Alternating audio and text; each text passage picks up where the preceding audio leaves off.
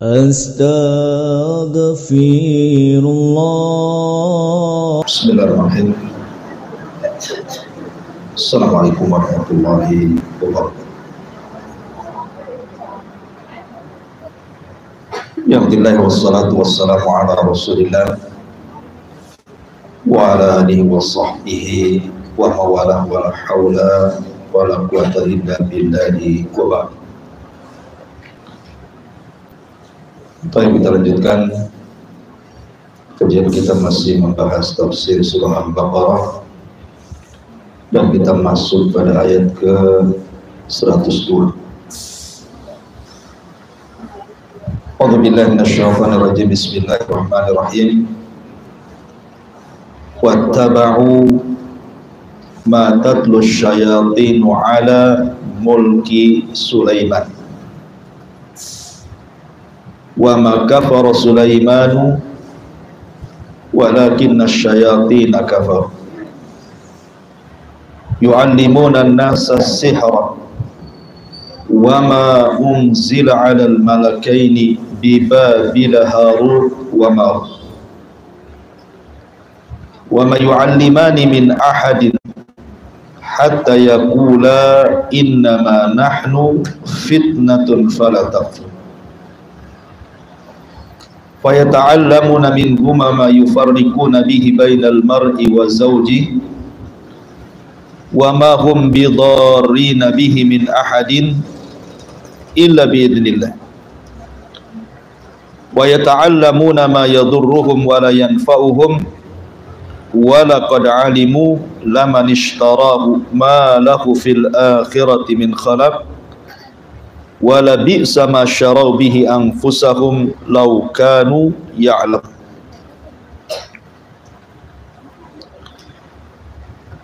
Dan mereka mengikuti apa yang dibacakan syaitan pada zaman kerajaan Sulaiman.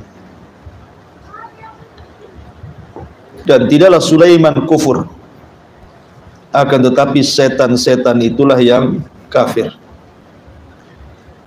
Mereka mengajarkan manusia tentang sihir dan tidaklah diturunkan kepada dua malaikat di Babil, Harut dan Marut, dan tidaklah keduanya mengajarkan, dan tidaklah salah satu dari keduanya mengajarkan sampai berkata, sesungguhnya kami adalah fitnah bagi kalian, maka jangan kufur. Maka mereka pun mempelajari dari keduanya apa yang bisa memisahkan antara suami istri, dan tidaklah mereka mendatangkan madarat terhadap siapapun kecuali karena izin Allah, dan mereka sedang mempelajari apa yang memadaratkan mereka dan tidak mendatangkan manfaat bagi mereka, dan sungguh mereka mengetahui barang siapa yang menjual hartanya dengan sihir, di akhirat dia tidak mendapatkan sedikit pun bagian, dan sungguh buruk apa yang mereka jual belikan terhadap diri mereka, laukanu ya'lamun, kalau seandainya mereka paham dan mengetahui tentang hakikat sihir. Taib. Ayat ini bicara tentang sejarah sihir. Ada dua sebab nuzul kenapa ayat ini turun. Asbab nuzul yang pertama, ketika Nabi SAW berada di Madinah, artinya setelah hijrah, orang-orang Yahudi datang kepada Nabi SAW bertanya tentang hakikat sihir. Apa itu sihir? Maka Nabi SAW tidak menjawab sampai turun ayat ini.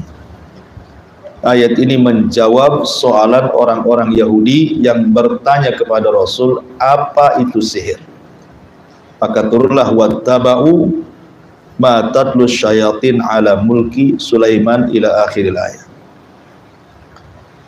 Kemudian sebab nuzul yang kedua, Di kota Madinah itu ada 3 kabilah Yahudi besar. Yang paling besar adalah Bani Qunaiqa, kemudian setelahnya Bani Nadir, kemudian setelahnya Bani Quraidah. Ketika 3 Yahudi ini mendengar bahwa di Mekah muncul seorang Nabi yang diwahyukan kepada Nabi tersebut, kemudian mereka mendengar tentang pandangan Nabi SAW yang ada di Mekah soal kenabian Sulaiman ibn Daud, maka orang-orang Yahudi marah dan mengatakan bahwa Sulaiman itu bukan Nabi, tapi Sulaiman itu adalah tukang sihir. Kenapa kemudian orang Yahudi menuduh Sulaiman itu tukang sihir? Karena tidak mungkin seseorang mampu menundukkan awan, menundukkan bangsa jin, bisa bicara dengan semut, kemudian juga bisa mengerahkan tentara jin dan menundukkan jin, kecuali orang-orang yang punya sihir. Jadi orang-orang Yahudi menuduh bahwa Sulaiman itu tukang sihir, sementara kita dalam Islam mengatakan Sulaiman itu adalah seorang nabi, putra Daud alaihi salam. Maka untuk kemudian membantah dari perkataan orang-orang Yahudi yang menganggap Sulaiman itu kafir, turun ayat ini dan mereka mengikuti apa yang dibacakan setan-setan pada masa kerajaan Sulaiman. Wa ma kafara Sulaiman, Sulaiman tidak kafir, artinya Sulaiman tidak mengajarkan sihir. Dari sini kita katakan bahwa sihir itu kekafiran, karena Allah membahasakan wa ma kafara Sulaiman. Sulaiman tidak kafir, artinya Sulaiman tidak mengajarkan sihir yang kemudian menjadi kafir. Tetapi setan-setan itulah yang kafir, yang mengajarkan manusia terhadap sihir itu. Ini sebab nuzul yang kedua. Ada juga tambahan dari para ulama bahwa orang-orang Yahudi Madinah itu mereka sangat benci dengan Rasul dan para sahabat. Mereka sangat membencinya, apalagi dengan perkembangan Islam yang begitu pesat di kota Madinah. Jadi ketika mereka bertanya sesuatu, kemudian Nabi SAW menjawabnya dan benar jawabannya. Kemudian orang Yahudi mengatakan, siapa yang menurunkan wahyu? Malaikat siapa yang menurunkan wahyu? Kemudian Nabi SAW mengatakan Jibril. Sejak itulah kemudian mereka mencaci maki Jibril, bahkan mencaci maki Mikail, dan menuduh kedua malaikat ini yang mengajarkan sihir. Makanya di sini Allah mengatakan wa ma unzila 'alal malakaini. Ma di sini bukan mausul tetapi nafi, dan tidaklah diturunkan kepada dua malaikat, maksudnya Jibril dan Mikail, untuk mengajarkan sihir. Ada juga yang berpendapat seperti itu. Intinya bahwa ayat ini menjelaskan tentang sejarah sihir. Baik, kita akan masuk pada tafsirnya. Di sini Allah mengatakan wattaba'u ma tatlu syayatin ala mulki Sulaiman. Dan mereka mengikuti apa yang dibacakan syaitan pada masa kerajaan Sulaiman. Nabi SAW menceritakan dalam sebuah hadis yang sahih bahwa di zaman Sulaiman atau di zaman sebelum Nabi Allah Sulaiman itu jin-jin itu biasa naik ke langit, dan mereka punya pos-pos di atas awan. Kemudian dari pos-pos di atas awan itulah mereka kemudian satu dengan yang lainnya naik ke langit. Kemudian mereka mendengar-dengar di bawah langit yang pertama itu seperti orang panjat pinang. Apabila kemudian yang paling atas yang dekat dengan langit pertama mendengar percakapan malaikat Jibril yang sedang menugaskan qada wal qadar dari Allah Subhanahu wa taala kepada para malaikat, karena Allah mengatakan fi kulli yaumin huwa fi sya'ni. Setiap hari itu Allah punya kesibukan. Ya, kesibukan Allah ya mewafatkan si fulan, menghidupkan si fulan, melahirkan si fulan, membuat bencana, membuat subur, membuat di dunia ini aktivitas tidak berhenti setiap hari. Itulah kesibukan Allah. Tetapi tentu Allah Subhanahu wa taala ketika menghendaki sesuatu di bumi itu diutus tentaranya. Lah tentaranya itu para malaikat. Malaikatlah yang menurunkan hujan, menumbuhkan, menghidupkan, mematikan dan begitu seterusnya atas perintah Allah. Lah yang pertama kali diperintahkan adalah Jibril untuk disampaikan tugas-tugas itu kepada para malaikat di langit pertama.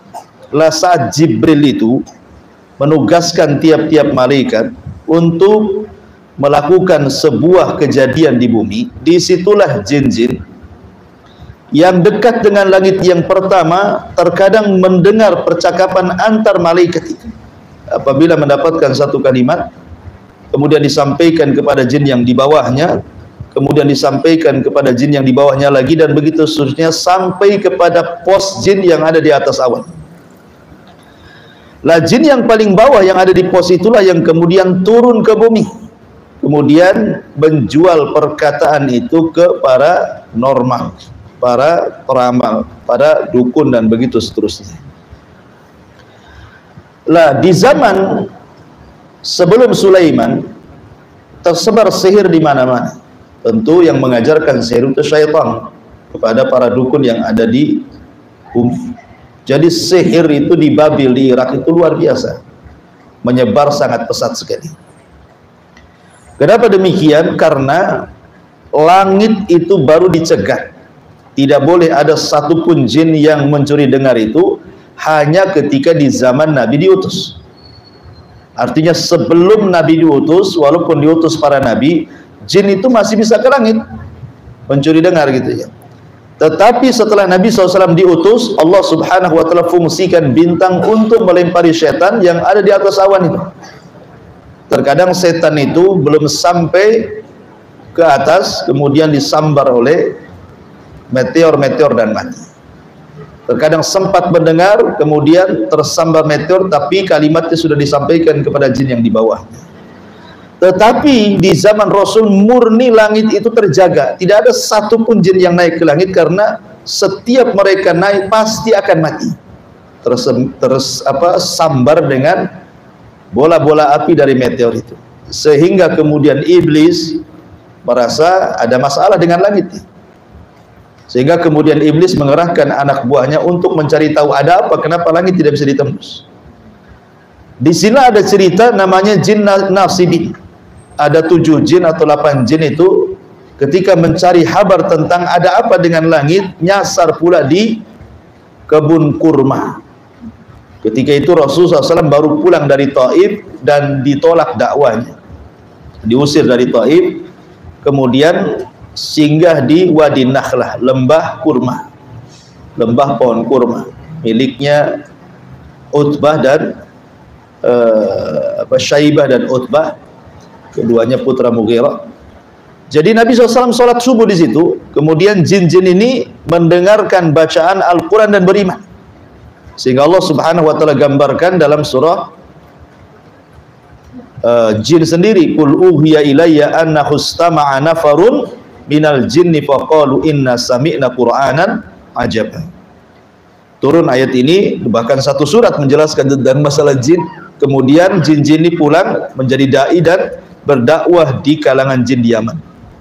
Akhirnya banyak ribuan masuk Islam jin-jin.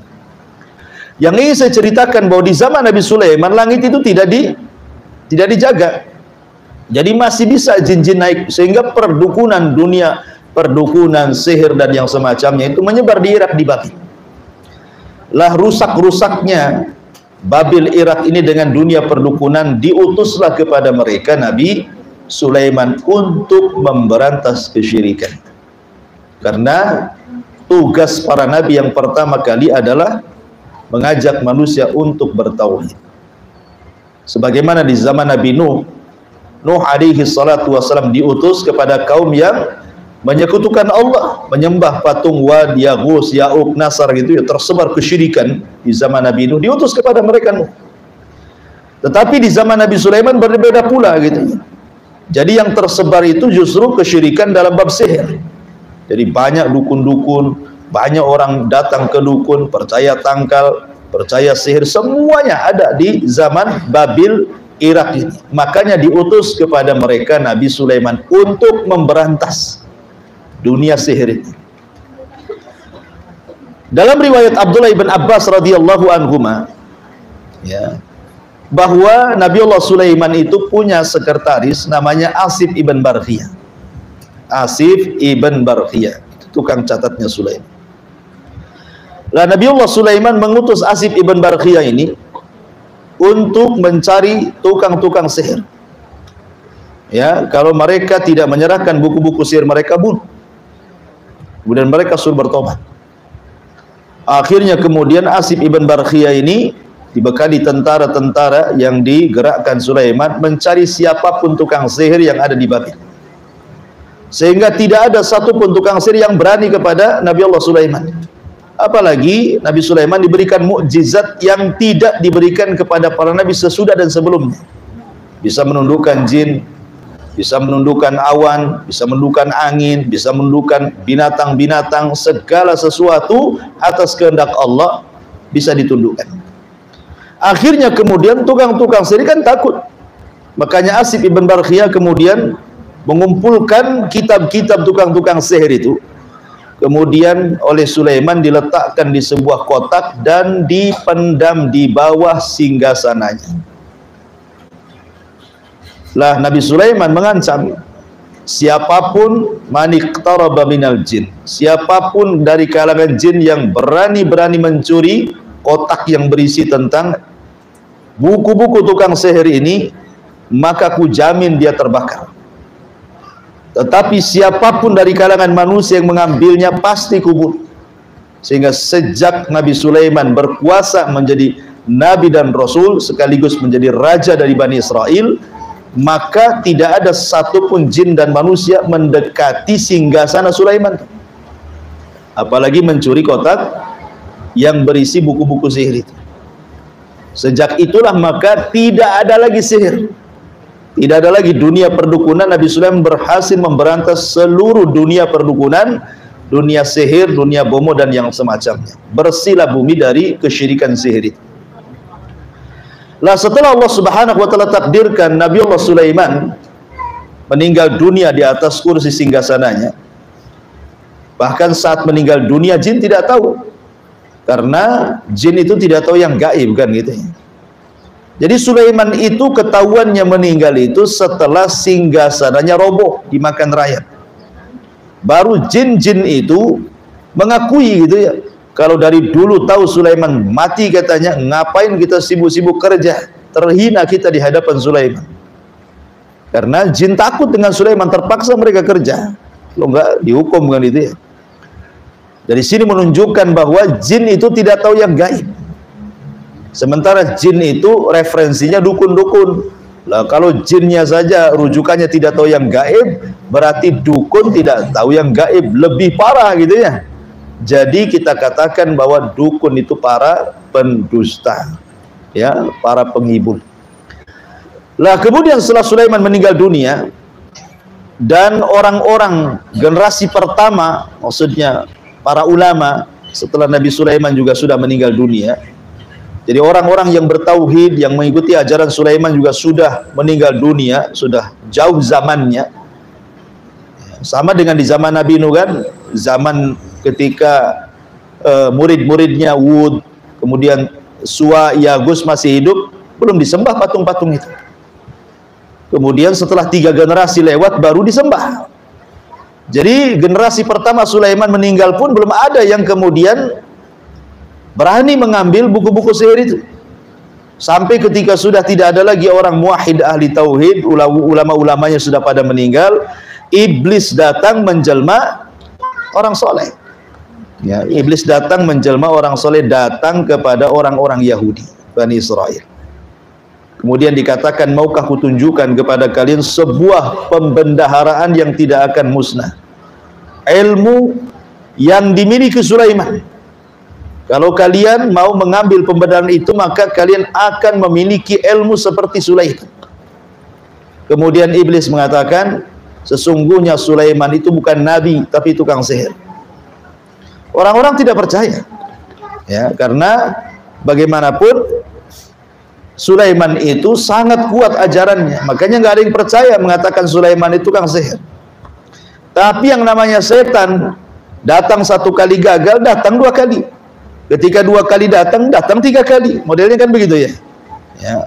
Akhirnya karena terus-teruskan kan begitu. Sebuah kabar itu, kalau pertama kali mungkin orang mengatakan, nah ini hoax. Memang hoax gitu ya. Tapi kalau terus, kadang-kadang hati ini jadi goncang, jangan-jangan benar. Nah gitu maksudnya ya. Jadi iblis terus datang mempengaruhi orang-orang yang jauh setelah generasi setelah Nabi Sulaiman alaihi salam. Akhirnya lambat laun mereka yakin bahwa Sulaiman itu tukang sihir. Akhirnya orang-orang jahat di antara mereka kemudian berusaha untuk menggambil pembendaharaan yang di bawah singgasana Sulaiman, maksudnya kotak yang berisi buku-buku sihir itu, dan berhasil diambil. Ya, kemudian dipelajari, akhirnya kemudian menyebarlah kesyirikan kembali setelah era meninggalnya Nabi Sulaiman. Jadi sebelum tersebar kesyirikan, datangnya Sulaiman hilang, setelah wafatnya Sulaiman tersebar lagi. Lah akhirnya Allah Subhanahu wa taala mengutus malaikat yang namanya Harut dan Marut untuk membedakan antara wahyu dengan sihir. Bahwa yang tersebar di tengah-tengah masyarakat itu adalah syaitan yang mengajarkannya. Itu bukan wahyu daripada Sulaiman.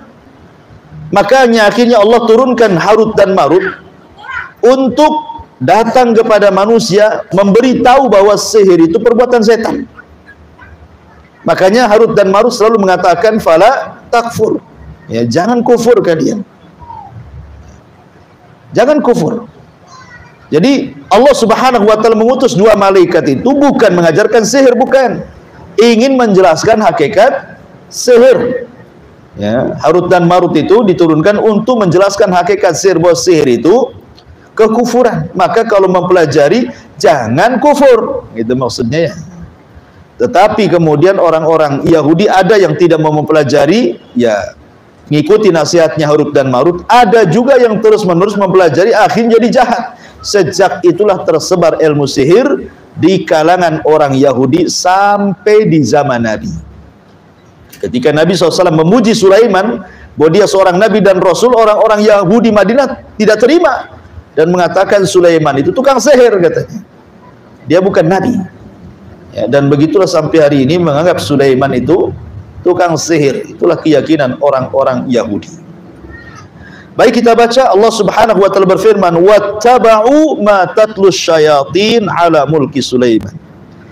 Dan mereka mengikuti apa yang dibacakan setan-setan di zaman kerajaan Sulaiman. Wa ma kafara Sulaiman, Sulaiman tidak kafir. Jadi tuduhan orang-orang Yahudi kepada Sulaiman mengajarkan sihir itu tidak benar. Karena Allah Subhanahu wa taala bantah Sulaiman tidak kafir, artinya Sulaiman tidak mengajarkan sihir. Dari sini menunjukkan bahwa sihir itu kekafiran. Sihir itu kekafiran. Bagaimana tidak kafir? Penyihir itu kadang-kadang menginjak mushaf. Terkadang 40 hari tidak wudu. Ya, terkadang tidak sholat. Terkadang mereka mengolok-olok Allah, mengolok-olok Rasul, mengolok-olok ayat-ayat Al-Quran. Terkadang mereka menyembelih kepada selain Allah, ya kan? Terkadang mereka kemudian menghina ayat-ayat suci Al-Quran. Ya, makanya sihir, dunia sihir itu dunia kekafiran. Di sini Allah mengatakan wa ma kafara Sulaiman, Sulaiman tidak kafir karena tidak mengajarkan sihir, karena sihir itu tuh kekafiran, dan memang begitu praktek sihir itu semua isinya kekafiran. Kemudian Allah katakan, lalu siapa yang mengajarkan sihir itu kalau bukan Sulaiman? Walakinna syayatina kafaru. Allah menyingkap siapa pelaku yang mengajarkan sihir itu. Tetapi setan-setan itulah yang kafir. Maksudnya setan-setan itulah yang mengajarkan kekafiran. Apa kekafirannya? Yu'allimunan nasa sihra. Kekafirannya adalah karena mereka mengajarkan manusia soal sihir. Kayak lagi dari sini bahwa sihir itu adalah kekafiran dan perbuatan setan. Makanya dalam ayat yang lain Allah mengatakan, alam tara ilal ladina utul kitab, alam tara ilal ladina utu nasiban minal kitab yu'minuna bil jibti wat taghut. Allah mengatakan, alam tara ilal ladina utu nasiban. Tidakkah engkau melihat orang-orang yang diberikan bagian daripada kitab, maksudnya orang-orang Yahudi, yu'minuna bil jibti wat taghut, yang awalnya mereka beriman dengan Taurat, yakin dengan Taurat, mengamalkan Taurat, tiba-tiba berpaling dan mereka beriman kepada al-jibti dan taghut. Apa jibti? Kata Jabir, jibti itu artinya al-kahana, dunia perdukunan. Ada yang mengatakan saharah, dunia sihir. Adapun taghut itu syaitan, ya setan-setan. Jadi orang-orang Yahudi dulu itu awalnya berpegang kepada tauhid. Mereka masih mengikuti Taurat. Mereka masih mengikuti ajaran-ajaran Taurat. Tetapi setelah kemudian di zaman Sulaiman meninggal dunia, kemudian setan datang membujuk orang-orang Yahudi untuk mempelajari sihir. Akhirnya mereka tidak yakin dengan Taurat dan beriman dengan dunia perdukunan dan sihir. Makanya Allah turunkan ayat, alam tara ilal ladina utu nasiban minal kitab yu'minuna bil jibti wa taghut. Ya, mereka beriman dengan al-jibti, dunia sihir, dunia dukun, dan juga taghut, bekerja sama dengan syaitan. Ya, karena setan inilah yang mengajarkan manusia sihir. Walakinna syayatina kafaru yu'allimuna nasa sihra. Tetapi setanlah yang kufur mengajarkan manusia. Wama, ada sebagian ulama mengatakan ma di sini ma mausul. Kalau ma mausul artinya adalah apa-apa dan apa-apa gitu ya. Umzila, yang diturunkan kepada dua malaikat. Tetapi yang rajih wallahu alam ma di sini bukan mausul tetapi nafi, artinya tidak. Ma di sini artinya tidak. Wama dan tidaklah gitu artinya. Bukan dan apa-apa, ya. Wama dan tidaklah unzila alal malakaini, diturunkan kepada dua malaikat untuk mengajarkan sihir, mengajarkan kekufuran, tidak. Malaikat itu tidak diturunkan untuk mengajarkan kekufuran, untuk mengajarkan sihir, untuk mengajarkan kesyirikan, tidak. Bahkan mereka yang kemudian mengatakan kepada manusia jangan kufur, ya, jangan kemudian mempelajari sihir. Mereka lah yang menyingkap hakikat sihir itu. Di Babil Harut wa Marut, di Babil Harut dan Marut. Terjadi silang pendapat siapa Harut dan Marut di situ. Ada tiga pendapat. Ada yang mengatakan Harut dan Marut itu adalah manusia. Saking solehnya, makanya disebut malakai, ini dua malaikat. Jadi iblis itu datang kepada Harut dan Marut, merayu agar Harut dan Marut mengambil kotak di bawah singgasana Sulaiman. Kemudian Harut dan Marut pun mengikuti kemauan iblis, diambilnya kotak di bawah singgasana Sulaiman karena kata iblis itu adalah ilmu yang dimiliki Sulaiman. Akhirnya dipelajari oleh Harut dan Marut. Setelah tahu, kemudian setiap ada orang yang belajar kepada Harut dan Marut mengatakan jangan, ini sihir, kalian bisa kufur, kan itu ya. Tetapi ada juga yang maksa kemudian belajar kepada Harut dan Marut tentang sihir. Ini satu pendapat bahwa Harut dan Marut itu adalah manusia. Alasan mereka kalau dikatakan malaikat, mustahil malaikat mengajarkan sihir. Kemudian yang kedua, Harut dan Marut itu artinya jin. Ya, jin-jin itulah yang disebut dengan Harut dan Marut. Jin-jin yang jahat, yang hendak menyesatkan manusia dengan mengajarkan kepada manusia tentang sihir. Kemudian pendapat yang ketiga, Harut dan Marut itu malaikat. Dan ini juga yang dikuatkan oleh Syekh Shalih Fauzan dan juga yang lainnya. Lalu kenapa Allah Subhanahu wa taala turunkan malaikat untuk mengajarkan sihir? Bukan mengajarkan sihir, tidak. Karena malaikat ini mengatakan kepada orang-orang yang hendak belajar itu, jangan kalian kufur. Jadi diturunkan dua malaikat itu untuk ibtilah, untuk ujian kepada manusia. Jadi sengaja diturunkan Harut dan Marut itu. Jadi manusia diuji keimanan mereka. Ya, mereka mau bertahan dengan ajaran Taurat, ataukah mereka mau berpaling dari Taurat menjadi ajaran kesyirikan dengan mempelajari sihir kepada Harut dan Marut. Jadi Harut dan Marut diturunkan itu hanya untuk ujian, bukan untuk mengajarkan sihir, tidak, hanya untuk ujian manusia gitu ya. Apakah mereka tetap di atas tauhid ataukah mereka bergoyang tauhidnya? Karena manusia itu kan harus diuji keimanannya. Ya, untuk mengetahui ini keimanannya kokoh, ini enggak kokoh, ini sabar, ini benar, kan harus diuji. Macam mana cara mengujinya kan gitu? Diuji ya dengan dikirimnya Harut dan Marut di sini.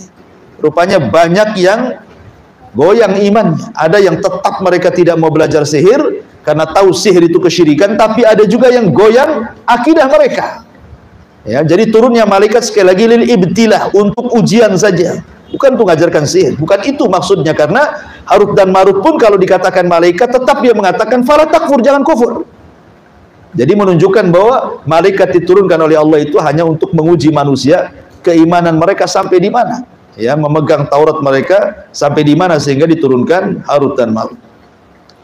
Kemudian Allah mengatakan fayata'allamuna minhuma ma yufarriquna bihi bainal mar'i wa zawji, dan mereka mempelajari dari keduanya Harut dan Marut ma yufarriquna, apa yang bisa memisahkan bihi dengan sihir tersebut, bainal mar'i wa zawji, antara seseorang dan pasangannya. Dari sini menunjukkan bahwa sihir itu kebanyakan adalah ditujukan kepada keluarga. Dari sini juga sihir yang ditujukan kepada sebuah keluarga itu terbagi menjadi dua. Ada namanya sihrut tafriq, ya, sihir untuk memisahkan suami istri gitu ya. Ada namanya sihrul mahabbah, sihir untuk kesukaan seorang suami kepada istri atau sebaliknya, ke bahasa kitanya pelet gitu ya. Jadi ada yang sifatnya memisahkan, ada yang sifatnya menggabungkan. Ada sihir tafriq, memisahkan, ada sihir mahabbah, ilmu pelet gitu ya. Dan itu kebanyakan seperti itu. Dan kalau kita cerita tentang dua ilmu ini, sebenarnya dua ilmu ini tergabung padanya dua sihir. Pertama sihru takhyil, yang kedua sihru al-hakiki. Ya, sihir hayal dan juga sihir hakikat. Ya, karena sihir itu kan ada dua, ada yang sifatnya hayalan, ada yang sifatnya hakikat sihir itu. Yang sifatnya hayalan seperti sihir di zaman Nabi Musa. Ketika Nabi Musa berduel dengan tukang-tukang sihir Firaun, itu sifatnya sifat sihir hayalan. Karena tukang-tukang sihir yang melempar tambang, potongan-potongan tambang itu yang sudah dikasih obat kimia, ya, kemudian mereka memantra-mantrai sehingga kemudian seolah-olah tambang itu bergerak-gerak, sehingga dihayalkan kepada Musa bahwa itu ular yang hendak menyerahnya. Jadi ini sihir hayal, sampai Nabi Musa pun terhipnotis tuh, ketakutan kan. Tapi Allah Subhanahu wa taala mengatakan la takhaf, jangan takut, kata Allah. Lemparkan saja tongkatmu, katanya. Akhirnya Musa pun melemparkan tongkat dan jadi ular besar, kemudian memakan semua bayangan-bayangan ular yang dibayangkan tukang sihir kepada Nabi Musa. Ini disebut sihir takhil namanya. Ya, atau mungkin bahasa sekarang ini bisa disebut dengan hipnotis. Ya kan, hipnotis sebagian sihir. Ya bagaimana tidak sihir, orang ditepuk punggungnya, uangnya habis diambil. Diajak ngomong, toto-toto antingnya, gelangnya, kalungnya dikasih gitu. Apa yang kalau bukan sihir? Ya, hipnotis itu sihir. Walaupun orang-orang hipnoterapi itu nggak terima kalau hipnotis itu sihir. Sihir gimana? Apa yang tidak disebut sihir? Orang nggak sadar gitu ya. Kadang-kadang pakai media rokok gitu ya, sambil datang ke pasar, beli-beli, kemudian ngerokok, asapnya disemburkan ke pedagangnya, belum bayar atau minta kembali. Kembalinya mana bu? Katanya. Ya, dikasih, kena hipnotis kan itu ya. Ya, hati-hati itu kalau ibu jualan ada orang ngerokok, jangan-jangan lagi hipnotis. Jadi ma'asyiral muslimat yang dimuliakan Allah Azza wa Jalla, intinya bahwa sihir tahyil seperti itu, ataupun sihir tahyil itu umpamanya ada warung, datang ke dukun, dikasih semacam raja gitu ya, cimat, kemudian diletakkan Karena ingin nyihir warung sebelahnya kok ramai sekali, akhirnya disembunyikan di warung sebelah. Ditaruh, ditanam di depannya atau ditaruh di atapnya, pokoknya nggak ketahuan yang punya warung aja ya. Kemudian dihayalkan. Jadi yang tadinya ramai nggak ramai. Jadi kalau orang datang ke situ yang biasa langganan kayaknya menakutkan, kayaknya ada apa gitu ya. Sudah dibayangkan, nggak jadi akhirnya ke sebelahnya. Itu dihayalkan, itu namanya sihir takhil gitu ya. Menghayalkan akhirnya memindahkan pelanggan ke yang lain gitu. Atau juga dalam suami istri. Jadi istri itu dihayalkan suami itu kayak setan gitu ya. Tengok suami itu pokoknya kayak setan aja, kayak iblis gitu ya. Nggak mau dia. Ya. Atau sebaliknya gitu juga gitu ya. Jadi itu padahal itu bagian daripada sihir takhil. Dihayalkan sehingga akhirnya terjadi kebencian, suami benci istri atau sebaliknya. Ya. Memang setan sengaja menghayalkan, itu namanya sihir takhil. Ataupun mungkin betul-betul hakikat. Nah, hakikat ini yang bahaya karena bisa membunuh. Bisa membuat orang stroke berkepanjangan, bisa membuat orang sakit tidak jelas sebabnya, akhirnya nggak normal orang ini, nggak seperti orang biasa bisa aktivitas, dia hanya tidur termenung, gelisah, pokoknya hidupnya penuh dengan ketakutan, terkadang bisa membunuh. Nah, ini yang bahaya. Ya, itu namanya sihir hakikat, tuh bahaya sekali ya. Ini yang kemudian yang puncak daripada ilmu sihir ya inilah. Ya, sampai membuat orang stroke, dikirimnya paku, dikirimnya macam-macam gitu ya ke perutnya sehingga akhirnya kemudian dia sakit berkepanjangan berakhir dengan kematian. Lah di sini ini sihir takhil, maksudnya yufarriqu bainal mar'i wa zauji. Kenapa kemudian setan itu lebih fokus kepada sihir untuk menghancurkan keluarga? Karena setan itu paling senang kalau ada keluarga hancur. Dalam sebuah hadis Nabi SAW bahwa setan itu akan mengutus setiap harinya dari singgasana di tengah lautan, kemudian ya ba'atsu saraya, mengutus tentara-tentaranya. Jadi pagi diutus, malam kasih laporan. Jadi kalau kasih laporan, wahai Tuan Iblis, saya sudah berhasil tuh menggoda si Anu sampai tidak sholat, Iblis biasa-biasa aja. Ya. Kata orang ini, kenapa kok nggak bahagia wahai tuanku Iblis? Aku kan sudah goda dia sampai tak sholat. Apain kok goda? Nggak digoda pun nggak sholat dia katanya. Jadi orang-orang ini ada yang kayak gitu. Jadi iblis tuh nggak terlalu ini bangga kalau ada orang goda bisa sampai berbuat zina, bisa sampai judi, mabok atau nggak sholat. Itu nggak begitu bangga. Tapi ketika anak buahnya laporan, wahai Tuan Iblis, saya berhasil menceraikan keluarga si Fulan, itu paling bangga. Bangkit dia, diambil piala, diletakkan di kepalanya, dipeluknya dan mengatakan anta. Oh, kamu ini pasukan terhebat dari pasukanku. Kenapa demikian? Karena kalau seandainya setan itu berhasil memisahkan suami istri, itu korbannya bukan satu orang. Ya. Korbannya ya istrinya korban, suaminya korban, keluarga istri korban, keluarga suami korban, teman-temannya juga korban, ikut-ikutan kan itu karena curhat ke kawannya kan. Kemudian anak-anaknya juga jadi korban. Terkadang anak-anaknya betul-betul ditelantarkan. Ya, ketika suami istri umpamanya menikah kemudian cerai punya anak, kemudian istrinya kawin lagi, suaminya kawin lagi, anaknya bingung mau ikut siapa, diletakkan di neneknya. Iblis datang, nek, nak, kalau ibumu tidak mengakui kau anakmu, kau anaknya, atau bapakmu nggak mengakui kau anaknya, kau jadi anak setan aja lah, anak iblis saja. Jadi yang merawat iblis sejadinya. Itu maksudnya. Makanya banyak akhirnya anak-anak hasil dari perceraian kalau nggak bertanggung jawab keduanya jadi anak setan jadinya tuh. Karena jadi anak angkat setan kan jadinya. Dari situlah makanya setan suka. Ya. Kalau ada yang bercerai itu paling suka. Makanya kemudian difokuskan di sini, setan itu mengajarkan ma yufarriquna bihi bainal mar'i wa zauji. Ya, mereka mengajarkan apa yang bisa memisahkan antara suami istri. Kemudian Allah Subhanahu wa taala menjelaskan hakikat sihir. Ya. Wa ma hum bidharina bihi min ahadin illa biidznillah. Ingat bahwa hakikat sihir itu tidak akan memudaratkan siapapun.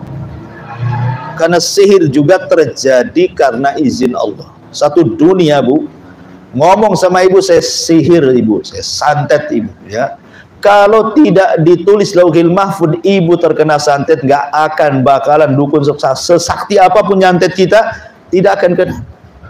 Tapi kalau memang sudah ditulis gitu ya, Kita terkena santet, walaupun yang nyantet dukun abal-abal pasti kena tuh, karena sudah ditulis Lauhil Mahfuz. Makanya Rasul mengatakan, kalau seandainya jin dan manusianya berkumpul ala an yadhurruka, untuk memberikan madarat kepadamu, kata Rasul, la yadhurruka illa ma qad katabahullahu lak, maka tidak akan sampai madarat kepadamu kecuali sudah dicatat Allah. Ya. Jadi nggak perlu takut, nggak perlu khawatir bahwa orang itu kalau ada yang ngancam, tetangga ngancam, oh macam-macam sihir saja. Ya, tinggal tawakal Allah, la haula wala quwata illa billah. Kalau bukan karena izin Allah tidak mungkin terjadi. Tapi jangan sombong pula. Sihirlah kalau kau mampu katanya. Itu. Nanti sombong pula masuk jin yang kena sihir, betul lah kan gitu. Maksudnya di sini bahwa kita harus yakin bahwa sihir tidak mungkin terjadi kecuali karena izin. Sekali lagi karena izin. Ya, orang yang beriman tidak takut sihir. Karena tidak mungkin terjadi kecuali karena izin Allah Subhanahu wa taala. Kemudian juga Allah menjelaskan hakikat sihir itu, wa yata'allamuna ma yadurruhum wa la yanfa'uhum. Bahwa sihir itu lebih banyak madarat dibandingkan manfaat. Jadi mempelajari sihir itu sama dengan mempelajari yang banyak mendatangkan madarat bagi dia dan orang yang datang ke dia dan orang yang disihir oleh dia, wa la yanfa'uhum, dan juga tidak mendatangkan manfaat sama sekali. Karena sihir itu kesyirikan. Ya, tidak ada manfaat mempelajari itu. Justru terkadang memadaratkan bagi dia, keluarganya. Betapa banyak dukun-dukun itu kemudian menumbalkan keluarganya. Ya, anaknya jadi mati gitu ya. Kemudian istrinya juga jadi mati atau sebaliknya. Jadi intinya bahwa ilmu sihir itu tidak ada manfaatnya sama sekali, yang ada banyak madaratnya. Kemudian Allah menjelaskan tentang akibat, ya. Walaqad alimu laman ishtarahu ma lahu fil akhirati min khalaq. Dan sungguh mereka mengetahui, barang siapa yang menjual hartanya demi mempelajari sihir, mempelajari kesyirikan, ya, malahu, tidaklah bagi dia, fil akhirati, di akhirat, min khalaq, dari bagian, tidak ada dapat bagian. Orang yang memperjualbelikan akidah mereka dengan sihir, karena jin-jin itu ketika datang kepada manusia, kemudian menawarkan dunia sihir, dunia perdukunan, jin itu tidak mungkin free, gratis kan itu mau mengajarkan sihir itu atau menolong tentang sihir itu, kecuali setelah terjadi kekufuran dulu. Mungkin disuruh nginjak mushaf, ngencingi mushaf, berakin mushaf gitu ya, menghinakan mushaf, atau menulis mushaf dengan darah haid, dengan benda-benda najis, atau suruh mencaci maki Allah, nabinya, pasti suruh kufur dulu tuh. Ya. Lah orang yang seperti ini ya jelas nggak akan dapat bagian di akhirat. Karena Al-Quran dihinakan, Allah dihinakan, Rasul dihinakan. Walaqad alimu laman ishtara, maka mereka mengetahui sungguh orang yang memperjualbelikan akidah mereka dengan sihir, malahu, bagi dia, tidaklah bagi dia, fil akhirat, tidak akhirat, min khalaq, akan dapat bagian sedikit pun dari jannah, dari sorga. Wala bi'sa ma syarau bihi, amat buruk apa yang mereka jual belikan, anfusam, terhadap diri mereka, akidah dengan sihir gitu ya, tauhid dengan syirik. Laukanu ya'lamun, kalau mereka tahu akibat daripada sihir itu sendiri. Baik, masyarul muslimat yang dimuliakan Allah Azza wa Jalla, dari ayat ini kita tahu bahwa sejarah sihir itu tersebar di zaman memang sebelum zaman Nabi Sulaiman, tepatnya di sebuah negeri di Babilonia, di mana? Di Irak. Ada yang mengatakan bahwa yang pertama mempelajari sihir itu adalah Namrud. Ya, dalam kisah Israiliyat, tapi ya tidak ada dalam Quran Sunnah, tidak ada. Kalau Quran Sunnah yang menjelaskan tentang masalah ini saja, Harut dan Marut, dan kita tetap mengacu kepada Quran. Tapi ada juga sebagai wawasan bahwa dari keterangan Taurat ataupun keterangan kisah Israiliyat itu, bahwa yang pertama kali mempelajari sihir adalah Namrud. Jadi Namrud itu ketika sedang mandi bersama dayang-dayangnya, datang iblis dalam bentuk pak tua yang bungkuk membawa tongkat. Kemudian mengatakan, ya Namrud, ya maukah kau menjadi penguasa dunia, ya lebih hebat dibandingkan bapak? Kata Namrud, ya Namrud waktu itu belum yakin gitu. Lalu apa syaratnya? Syaratnya kau bunuh bapakku. Nanti setelah itu ku ajarkan ilmu yang tidak pernah diajarkan kepada manusia untuk melanggengkan kekuasaan. Akhirnya kemudian Namrud marah sama kakek ini, disangka guyonan, akhirnya mau dibunuh, ya dibunuh kakek ini. Habis itu dibunuh semua dayang-dayang perempuan-perempuan di ruangan itu. Kemudian dengan marahnya dia masuk ruangan. Rupanya ada kakek itu lagi hidup lagi. Ya. Kemudian dia mengatakan, kau tidak bisa membunuhku. Dari situ Namrud yakin, wah ini bukan janji-janji hoak gitu ya. Akhirnya kemudian dibunuh bapaknya sama Namrud. Kemudian dibunuh bapaknya, dia datang ke sebuah tempat yang dijanjikan oleh iblis, itu diajarkan sihir. Disitulah maka kenapa kekuasaan Namrud langgeng, karena dia adalah penyihir. Makanya dia ngaku Tuhan. Ya, dengan dibantu oleh syaitan dan dia bisa sihir, kemudian dia ngaku Tuhan. Nah, diutus kepada Namrud Nabi Ibrahim. Makanya Ibrahim juga diberikan mukjizat yang jauh lebih hebat dibandingkan sihirnya Namrud. Dibakar enggak apa-apa kan itu ya. Sampai Namrud kecewa sama iblisnya. Loh, kenapa ada orang lebih sakti dari saya, katanya. Ya. Maka kemudian iblis merayu-rayu Namrud, itu sihir aja, itu sihir biasa itu tingkat anak-anak itu, katanya. Nggak usah ciut kamu kan. Jadi intinya ini kisah Israeliat lah, enggak benar ya. Cuman memang tersebar kalau ibu baca di Google Map gitu ya. Biasanya kan kalau klik itu kan Mukidi itu siapa tuh yang di Google tuh kan ngasih tahu nanti kan di Google, kan segala sesuatu ada di Google itu. Klik apa saja keluar semuanya. Terkadang yang benar ya ada, yang nggak benar ada, yang hoax ada, yang macam-macam. Makanya harus dikasih tahu bahwa kalau ada kisah awal yang pertama kali mempelajari sihir Namrud kemudian dikisahkan tentang Israeliat ini nggak benar gitu ya. Ini hanya versi Israeliat. Tapi versi Quran kembali kepada kisah Harut dan Marut. Ini yang lebih selamat, wallahu alam. Mungkin satu ayat dulu kita buat yang jawab saja, silakan.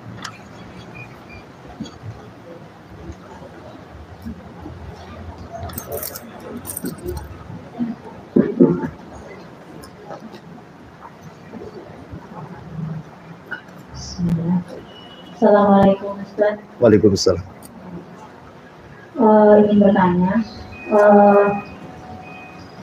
saya tahu sihir itu katanya datangnya tengah malam. Nah, bagaimana cara kita untuk berlindung dari sihir yang didatangkan di tengah malam itu? Ya, alhamdulillah.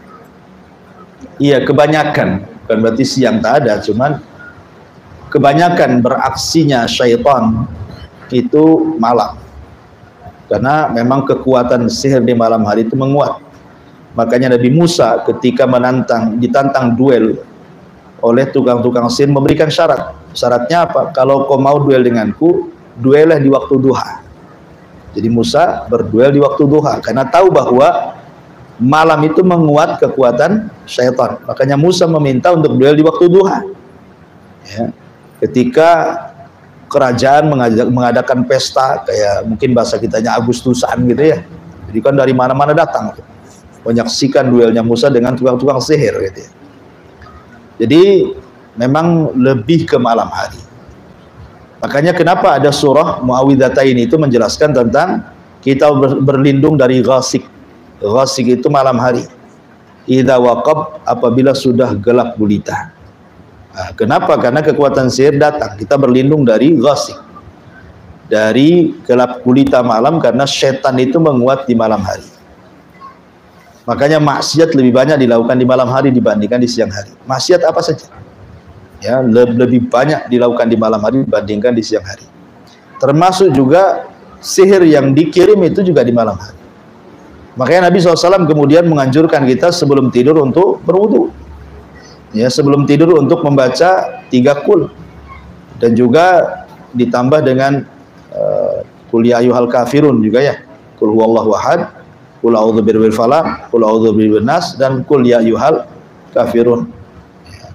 Kenapa juga dibaca kul ya ayyuhal kafirun? Karena kul ya ayyuhal kafirun menjelaskan tentang tauhid uluhiyah.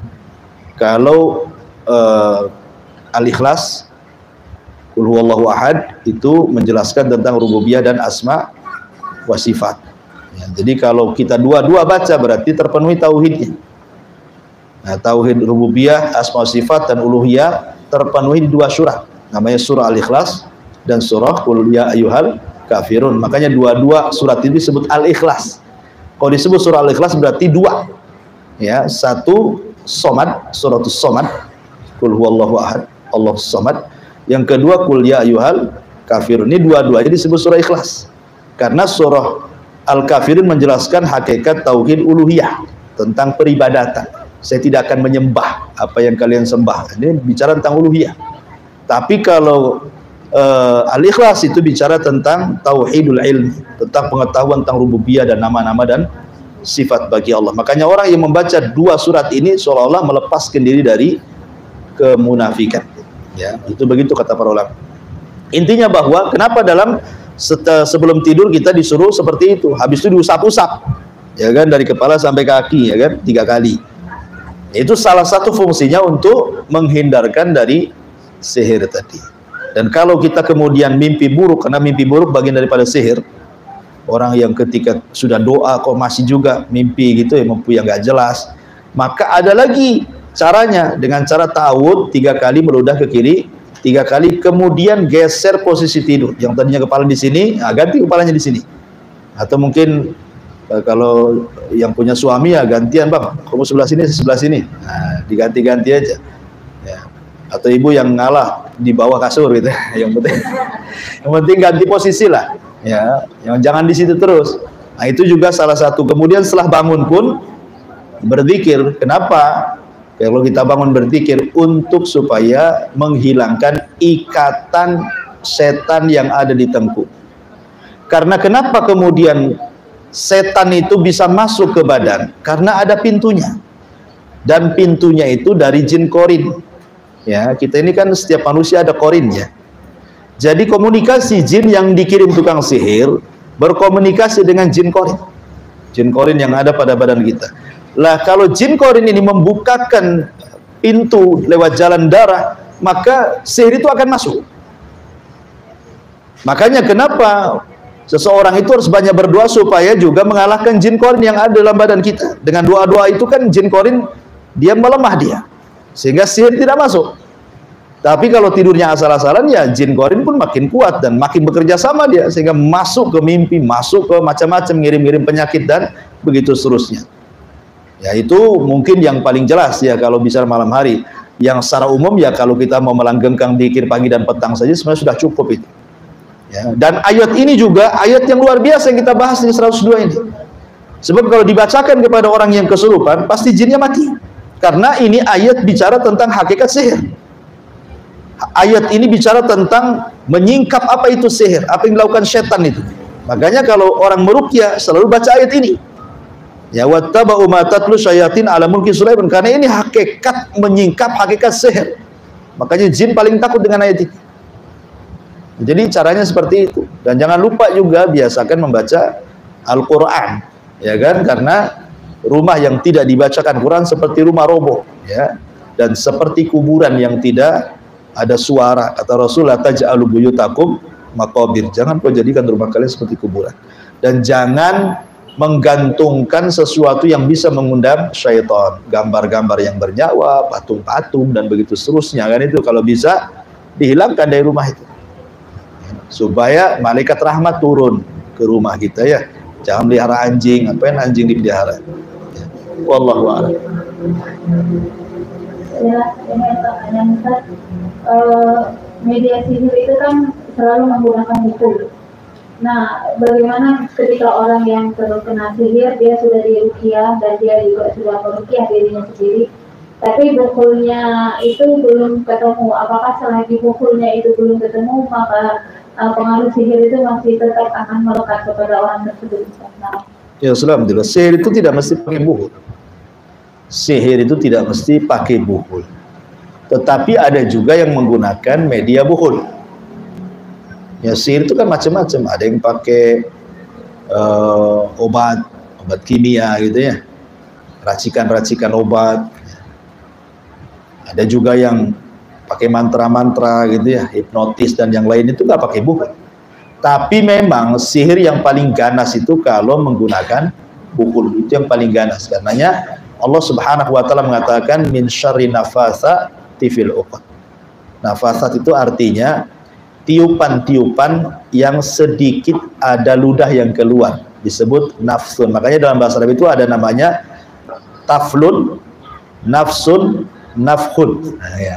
Kalau nafkhun itu hanya niup saja, itu namanya nafkhun. Kalau taflun itu meludah tanpa ada angin. Tapi kalau nafsun itu meludah ada anginnya, sambil keluar ludahnya. Angin plus ludah itu disebut nafsun namanya. Makanya nafasati fil uqad artinya tukang-tukang sihir yang meniup-niupkan pukulnya dengan angin dan ludahnya di situ ya. Itulah orang-orang sihir. Sambil mantra-mantra ditiupkan gitu ya. Nafasati fil uqad. Uqad itu artinya sebukul dalam bahasa Arab. Uqad itu pengikat. Ya. Dan uqad itu bisa terjadi kalau terdukung oleh 3 perkara. Ingat, bukhul itu, uqad itu terjadi kalau didukung 3 perkara. 1 dari pihak penyihir, 2 dari pihak orang yang disihir, 3 dari setan yang membantu tukang sihir. Kalau 3-tiganya dukung, terjadi sihir. Ya. Pertama dari tukang sihir, memang ada azab kuat untuk menyihir. Dia memang betul-betul ada roh jahat di dalamnya untuk menyakiti orang. Karena harus ada niat. Ya kan? Kan begitu kejahatan itu ya. Bukan hanya ada niat pelakunya, tapi ada kesempatan katanya. Waspadalah. Jadi saya ulangi bahwa harus ada niat yang kuat untuk menyihir orang. Kemudian yang kedua dari pihak setan yang akan membantu. Ya. Harus terjadi komunikasi yang baik, kerjasama yang baik. Dengan cara apa? Siap kufur. Sehingga makin kufur makin ditolong sama setan kan. Kemudian dari pihak orang yang disihir memang lalai. Tidak, jarang baca Quran, jarang berzikir gitu kan, jarang sholat orangnya kan. Pokoknya lalai dia. Ya, sama sekali tidak beribadah kepada Allah. Kalau 3 uqad ini bersatu, ini pasti terjadi sihir. Jadi bukhul itu akan terjadi kalau terdiri dari 3 unsur ini. Tapi kalau salah satunya tidak terjadi 3 unsur, tidak akan terjadi sihir. Tidak akan terjadi sihir kecuali karena izin Allah. Pamannya orang ini orang soleh, memang betul-betul dia jaga zikir pagi petang. Ini tukang sihir mau nyihir dia, tidak bisa. Udah pakai bukhul macam-macam, tidak bisa. Kecuali memang sudah takdirnya, ya dia terkena. Tapi belum takdir nggak akan bisa. Kenapa? Karena dia sudah membentengi dirinya. Karena kekuatan benteng Quran itu jauh lebih hebat dibandingkan sihir itu sendiri gitu ya. Nah, tapi kalau orang yang disihirnya memang ya seperti itu, ibadah kurang, macam-macam kurang ya. Ya pasti terjadi sihir dengan mudah. Ya, tapi kalaupun orang itu sudah membentengi diri tapi tetap kena sihir, itu balik ke takdir namanya.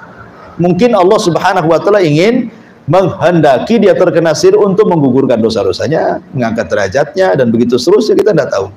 Ya, karena Rasul sendiri tersihir oleh Labid ibn A'sam gitu ya. Kalau Nabi saja terkena sihir, apalagi kita. Tetapi sekali lagi bukan berarti pasti kita kena sihir, tidak. Karena di sini Allah sudah mengatakan bahwa tidak mungkin sihir terjadi kecuali izin. Nah gitu ya. Makanya harus terpenuhi bukhul itu dengan 3 ini. Walaupun udah ditaruh bukhul di mana-mana, ya, kalau orangnya ahli ibadah ya susah juga disihir. Kadang-kadang balik ke penyihirnya itu jinnya gitu kan. Nah, makanya pentingnya membentengi tadi pagi petang dan begitu seterusnya. Wallahu a'lam. Bismillah, tadi bertanya. Apakah penyakit ain itu termasuk bagian dari sihir? Terus bagaimana kita memahamkan kepada keluarga dekat kita atau orang-orang kerabat kita bahwa penyakit ain itu memang ada? Penyakit ain itu muncul dari hasad. Ingat, penyakit ain itu muncul dari penyakit hasad.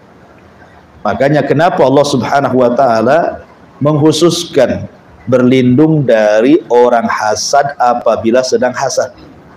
Wa min syarri hasidin idza hasad. Karena penyakit ain tidak terjadi kecuali dari orang hasad. Kalau orang nggak hasad nggak punya penyakit ain. Ya, penyakit ain itu tidak lepas daripada hasad. Makanya Quran tidak menyebutkan ain tetapi menyebutkan hasad. Karena hasad itu suka yataraqqab, suka ngawas-ngawasi kenikmatan orang dengan matanya. Ya kan, maka disebut penyakit ain. Sebenarnya kalau cerita hasad, semua orang itu punya hasad. Saya, ibu, siapapun pasti punya hasad dalam hatinya. Ya, tetapi tidak memadaratkan hasad itu. Yang memadaratkan itu hasad kalau ibu mainkan. Ya, kalau hanya angan-angan saja, aduh, kok enak kali hidup itu kan hasad. Ya. Kapan saya seperti dia? Itu hasad. Nah, cuman kan kalau hanya perasaan-perasaan gitu saja nggak mudarat kan hasad tuh. Tapi kalau sudah kemudian dimainkan, mulai dia beraksi. Gimana caranya nih bangkrut dia? Gimana caranya pelanggannya pindah ke saya? Dari mana dapat duit itu? Hanya punya tuyul macam-macam. Ada. Mulai itu kalau sudah dimainkan dengan suudzon, kemudian ada gerakan gitu ya. Nah, itulah yang bahaya tuh. Sebab ketika dia hasad, setan masuk. Kemudian bersarang di matanya, jadilah penyakit ain. Makanya kenapa kemudian disarankan oleh para ulama, kalau mendapatkan nikmat dari Allah, apapun nikmatnya, ibu dapat suami soleh, ibu dapat anak soleh soleha, ibu dapat kendaraan mobil bagus, ibu baru beli rumah, ibu baru beli kebun, apa sajalah nikmat itu. Ingat, ketika dapat nikmat, disinilah letak melawan hasad dengan lawannya. Kalau melawan hasad itu cari lawan yang seimbang. Ya, hasad itu menghilangkan nikmat. Berarti kita harus mencari sebab untuk melanggengkan nikmat. Apa itu? Berkah. Maka jangan lupa doa berkah. Umpamanya baru beli mobil, ya Allah berkahi mobil saya. Kita punya anak-anak kecil, ya Allah mudah-mudahan anak saya ya berkah, tabarakallah, itu ya di bahasa Arabnya gitu ya, masya Allah, tabarakallah gitu. Jadi biasakan berdoa berkah, karena berkah itu lawan hasad. Berkah itu nambah nikmat, hasad itu ngilangin nikmat. Makanya kalau mendapatkan nikmat, doa berkah, minta supaya diberkahi. Nah, supaya orang-orang yang punya ain di matanya itu nggak fungsi, sudah dilawan dengan lawannya. Ya. Kemudian yang kedua, orang yang hasad, yang punya penyakit ain itu tidak tahu mana satu orangnya. Kita tidak bisa mendeteksi. Oh si Anu, kenapa? Matanya merah, lagi sakit mata. Ya tidak bisa lah bilang penyakit ain. Ya betul penyakit mata, tapi dari unsur medis, bukan zihir. Ya kan? Nggak bisa kita deteksi tetangga mana satu, kawan mana satu, belakang, depan, samping, kiri, kanan. Kita tidak tahu orang hasad itu, karena hasad itu penyakit hati. Karena kita tidak tahu musuh kita mana satu. Kalau musuhnya nampak kan enak saja, itu hasad sama saya pindah perumahan, selesai kan itu. Ya. Atau kita nasihati gitu. Tetapi karena tidak tahu orang hasad itu, makanya yang bisa melawan hasad itu hanya Allah. Maka minta kekuatan kepada Allah, la haula wala quwata illa billah. Seperti kisah siapa? Kisah pemilik dua kebun itu. Kalau seandainya engkau mengatakan sebelum masuk kebunmu, la haula wala quwata illa billah, tidak ada daya dan kekuatan milik Allah, tidak akan hancur kebun. Ya. Makanya jangan lupa gitu ya, meminta pertolongan kepada Allah supaya Allah binasakan orang-orang yang hasad kepada kita. Ya. Maksudnya bukan dibinasakan dan dibunuh, bukan. Maksudnya jangan sampai kemudian hasad itu terkena kita gitu. Karena itu penyakit ain. Makanya sering kadang-kadang dicontohkan oleh para ulama itu, terkadang ibu mengadakan acara makan-makan kayak di rumah gitu, atau acara ya apalah rame-rame di rumah, akikah atau apa gitu, ngundang orang rame. Ya, awal-awalnya biasa-biasa saja, datang dari mana-mana. Kan tidak tahu yang hasad satu yang mana tuh. Kalau ibu sudah ngundang orang itu, kepala orang itu beda-beda isinya, Bu. Hati-hati. Namanya ngundang orang ramai ya. Ya mau cadaran nggak cadaran sama saja, kepalanya kan beda-beda. Ya, otaknya itu beda-beda. Ya. Jadi karena kita tidak tahu nih otaknya yang datang kita undang itu beda-beda, disinilah pentingnya kita berdoa. Ya, supaya jangan sampai orang-orang yang kita undang itu ada yang membawa penyakit hasad dan penyakit ain. Ya, karena terkadang awalnya beres-beres saja di rumah, oh senang ketawa ke TV, banyak orang kan. Setelah kemudian pada pergi, makin stres itu. Tadinya ketawa jadi stres. Terkadang menjadi bertengkar dengan suami. Terkadang anak bertengkar dengan anak-anaknya. Ya, kok tadi ketawa-ketawa, kok sekarang jadi musuhan gitu kan. Boleh jadi ada yang hasad. Terkadang ada barang aja yang rusak di situ. Ya, ada barang yang rusak. Ini handphone baru beli, kenapa hang ini? Jangan-jangan dilihat orang hasad kan ya. Jadi kita tidak tahu mana satu, makanya kalau ngundang orang, gitu, kita berdoa di situ. Berdoa, ya Allah, mudah-mudahan tamu-tamu ini tidak memudaratkan saya. Ya, jangan sampai ada orang hasad masuk ke rumah saya. Gitu. Jadi tetap dalam kondisi apapun minta pertolongan kepada Allah Azza wa Jalla. Dan ain itu ada, makanya kenapa kita harus berlindung dari penyakit ain. Salah satunya dengan membaca Qul a'udzu birabbil falaq. Gitu ya. Karena di situ ada kalimat min syarri hasidin idza hasad. Wallahu a'lam. Iya, kita tadi kan dijelaskan bahwa setelah Rasul lahir itu langit dijaga, Ustaz. Nah, berarti tidak ada lagi setan-setan yang muncul di berita dari langit. Sementara sekarang itu kan banyak ustaz dukun-dukun. Itu gimana mekanismenya? Bukan Bu, itu sampai Rasul wafat aja. Jadi mulai dari diutus, mulai dari lahir beliau, sampai diutus, sampai kemudian wafat, langit dijaga. Tapi setelah Rasul wafat, naik lagi dia ke langit. Ya, sampai sekarang makin banyak. Makin banyak sehingga dunia perdukunan hari ini persis seperti dunia perdukunan di zaman jahiliyah. Di mana orang-orang jahiliyah itu menempatkan dukun itu sebagai orang mulia, rujukan. Kalau ada apa-apa datang ke dukun. Nah, di zaman sekarang gini juga. Ya, dukun itu kayaknya dikasih panggung, diundang ke podcast kadang-kadang ya, diundang ke YouTube punya channelnya sendiri malah dukun itu, diundang untuk pentas di televisi nasional kadang-kadang kan. Yang lebih heran lagi, kita tahu kenapa dukun-dukun itu punya panggung dari buzzer-buzzer yang komen kan di bawah itu. Coba lihat tuh, pokoknya dukun siapa yang lagi viral tuh, tengok komennya, enggak semua menghujat. Ada juga yang takbir Allahu Akbar katanya. Apa yang dukun ditakbiri katanya kan? Maksud takbir itu kalau sholat jenazah enggak apa-apa. Allahu Akbar mati kamu gitu ya. Maksudnya sholat jenazah enggak apa-apa. Tapi kalau takbir memuji dia subhanallah, mudah-mudahan dikasih kesehatan. Itu orang-orang yang enggak suka itu mereka iri. Apa ini ceritanya? Ya kan? Jadi kita tahu kenapa mereka itu masih punya hati dari ya kalau sekarang mudah dideteksinya. Karena komen-komen di bawahnya itu, kalau dulu kan nggak ada handphone susah tuh mendeteksinya. Sekarang udah ada komen-komen, sudah jelas dukun ini dukun palsu gitu ya, artinya settingan. Ada juga sampai sekarang yang muji dia loh. Udah terbongkar kedoknya, masih juga dipuji-puji sebagian orang. Itulah setan ya kan.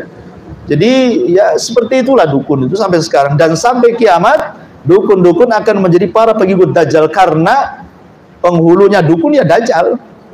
Dajjal itu penghulu dukun. Artinya terjaganya langit sampai wafatnya Nabi saja. Ya sekarang naik lagi lah, makanya banyak orang menghayal zaman sekarang kan, para peramal itu. Wallahu a'lam. Ya. Mau ditambahkan penjelasan tentang jin korin tadi, apakah dia ada pada kita itu ditugaskan, maksudnya sejak kapan ada pada kita dan sampai kapan dia bertugas? Jin korin itu sejak ibu lahir. Sejak ibu lahir, sejak saya lahir, siapapun, mau ulama, mau kiai, mau ustadz, mau orang biasa, mau pengusaha, semua ada jin korinnya. Nabi sendiri ada jin korinnya. Cuman Nabi mengatakan jin korinnya itu dalam riwayat fa aslam. Adapun jin korin diriku fa aslam. Ada dua penafsiran para ulama hadis. Apa maksudnya fa aslam di sini? Ada yang mengatakan jin korinnya Nabi masuk Islam. Ya, aslam di sini artinya masuk Islam. Jadi satu-satunya jin korin yang masuk Islam adalah jin Nabi Muhammad SAW. Ada yang mengatakan tidak masuk Islam. Aslam di sini artinya tunduk. Ya, artinya jin korin Rasul itu satu-satunya jin korin yang tunduk kepada Nabi. Dia tetap kafir, tapi dia tunduk tidak memadaratkan pada Nabi. Tapi semua jin selain jin korin Nabi itu mereka menghembus-hembuskan. Makanya sudah saya katakan, dalam badan kita ini ada 4 unsur, yang 2 pengaruh negatif, yang 2 pengaruh positif kan itu ya. Pengaruh negatif itu dari 2. Pertama dari hawa nafsu, yang kemudian dihembus-hembuskan sama jin korin. Itu 2 unsur negatif. Ya, jin menghembus-hembuskan hawa nafsu, suruh ammaratun bisu, berbuat jahat. Kalau unsur positif itu dari akal dan korin dari kalangan malaikat. Kan korin 2, ada jin dan malaikat. Dan manusia juga ada 2, ada hawa nafsu, ada akal. Ya, jadi kalau akal dan malaikat mengalahkan hawa nafsu dan jin korin, maka kita akan stabil hidupnya. Tapi kalau terbalik ya kan, maka kita akan jahat sejahat-jahatnya. Ya, itu korin. Dan itu sejak kapan jin korin ini kemudian berpisah? Ya sampai kita meninggal baru pisah.